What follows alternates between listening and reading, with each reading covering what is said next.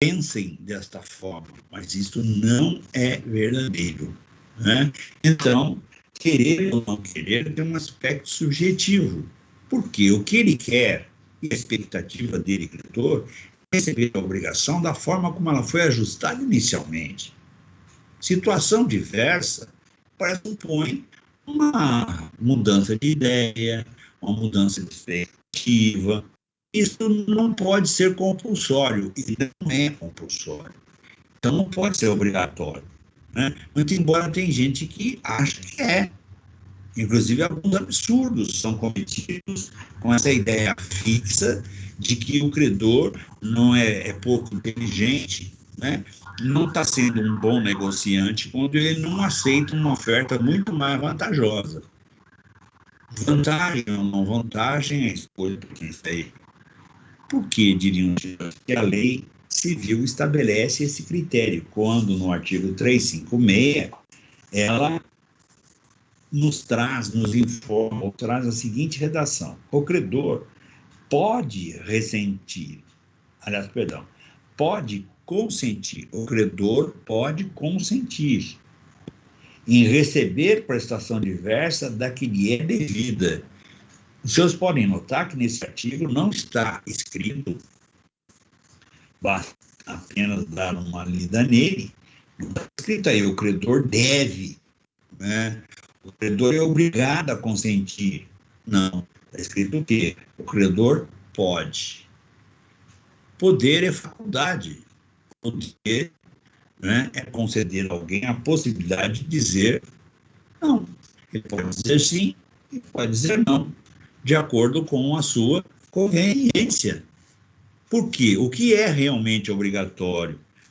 Pagar a obrigação na forma, no tempo, de conformidade com o objeto, a instruir. Isto é compulsório, isto é obrigatório.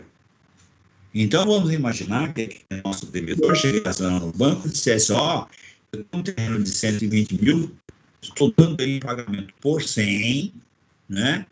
E eu quero que vocês aceitem. E o banco diz: não, eu vou aceitar, isso não tem problema. Eu vou ao judiciário, vou ingressar com a ação e vou deixar o terreno lá à disposição para pagamento dessa dívida.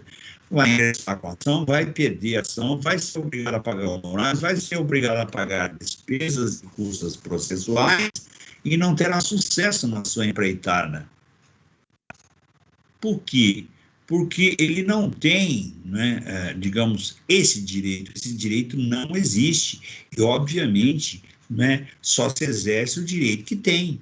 O direito que não se tem não é exercível, não existe, é uma situação absolutamente impossível, inviável, sob todos os aspectos.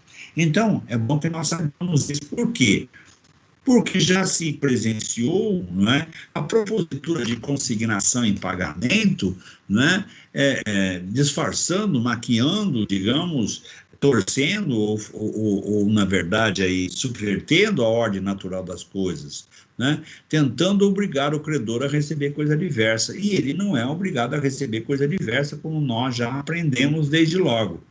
O credor não é obrigado a receber coisa diversa da que lhe é devida, ainda que mais valiosa, assim como o revés é verdadeiro. O devedor não é obrigado a pagar coisa diversa daquela que ele deve, ainda que menos valiosa, claro. Isso nós já tivemos a oportunidade de estudar quando verificamos as condições próprias para o adimplemento das obrigações. Então, o credor pode consentir. Então, se ele quiser, se ele tiver afim, se ele tiver com vontade, se ele achar por bem, ele decide, né?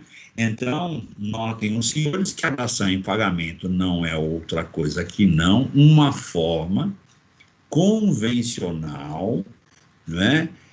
Tá certo? De se alterar, de se mudar, né? O quê? O pagamento, a forma de cumprimento da obrigação, que pressupõe ajuste de vontades entre credor e devedor. Devedor fazendo a proposição e credor aceitando ou dizendo que aceita a proposição. Sem isso, nós não teremos dação em pagamento, né?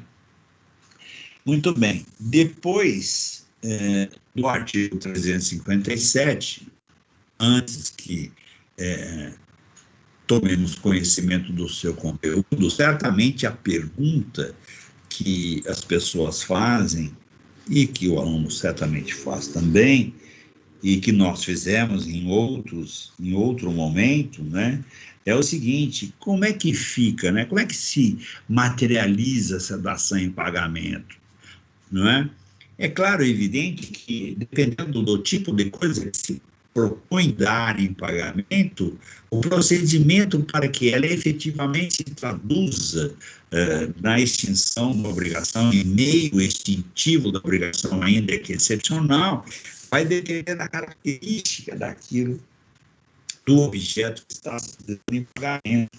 Se for uma coisa móvel, não há problemas maiores. As coisas móveis transmitem, no que diz respeito à sua propriedade, pela simples tradição, pela simples entrega.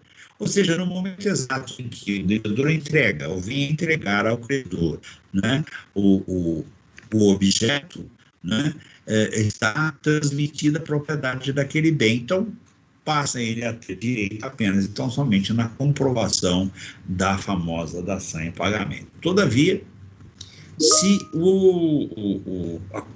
se o objeto a ser dado em pagamento for uma coisa imóvel, então há um fator que complica um pouco mais. Por quê? Porque a transmissão do poder inerente sobre a coisa imóvel só se dá através do quê? Da formalização deste negócio. Portanto, é preciso um contrato, e o contrato, nesse caso, é um contrato de dação em pagamento, né, que equivale, ou que tem força equivalente ao contrato de compra e venda, e o objeto que está no patrimônio do devedor passa ao patrimônio do credor, né?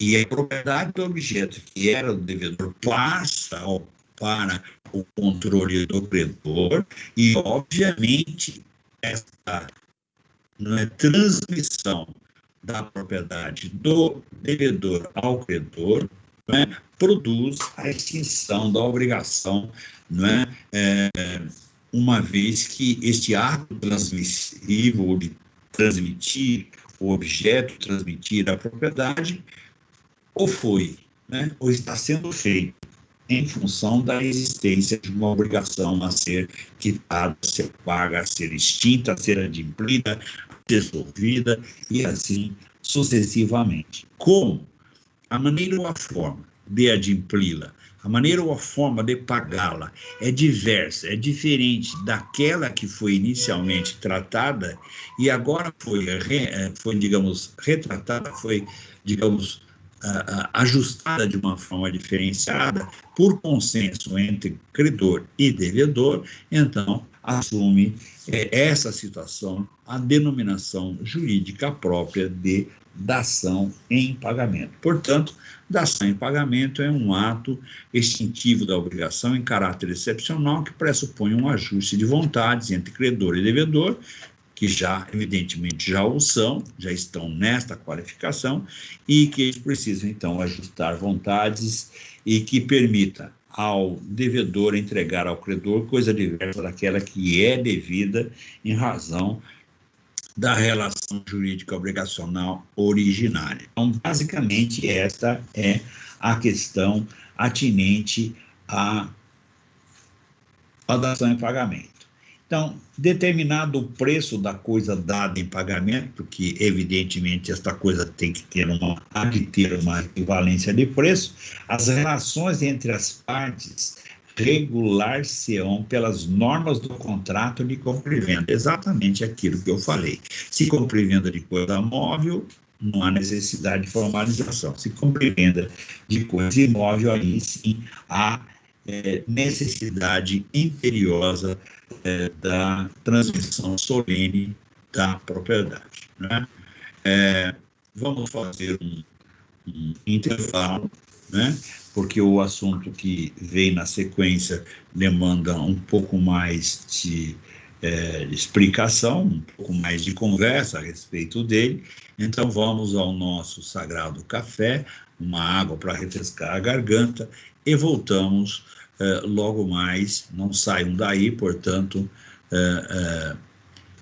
nos prestigiam, que já já voltamos para o segundo tempo da nossa aula de hoje.